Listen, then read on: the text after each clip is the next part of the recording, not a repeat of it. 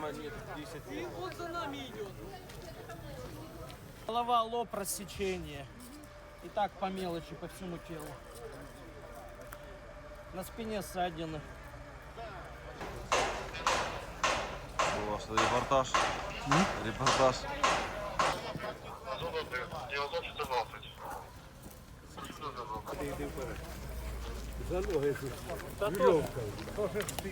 Ні, все нормально.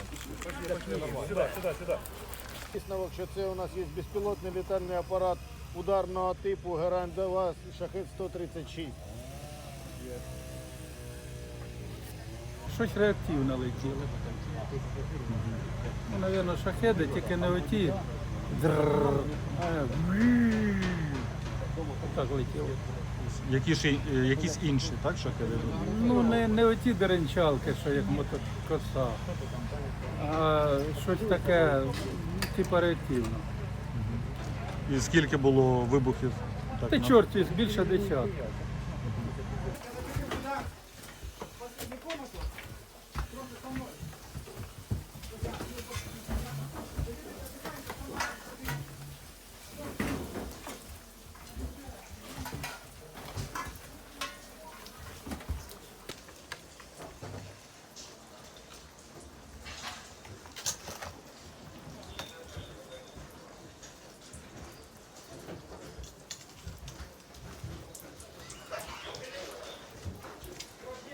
Звук був, знаєте, як падаючий літак. Такий ось. Ну, дуже страшно було.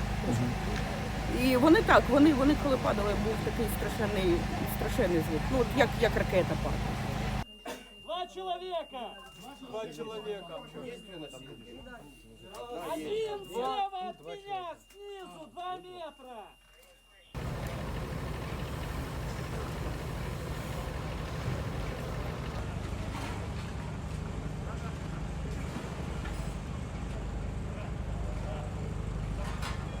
Прямо здесь человек! Парни, отсюда, вот с этого района.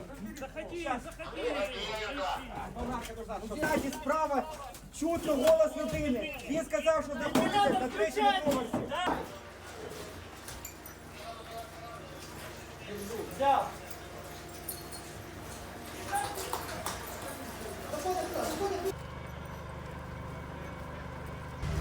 Ну вот последний человек, которого вытащили.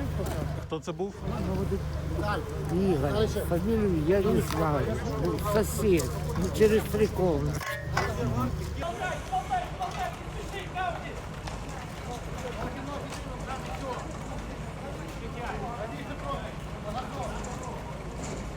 Що з вашою квартирою?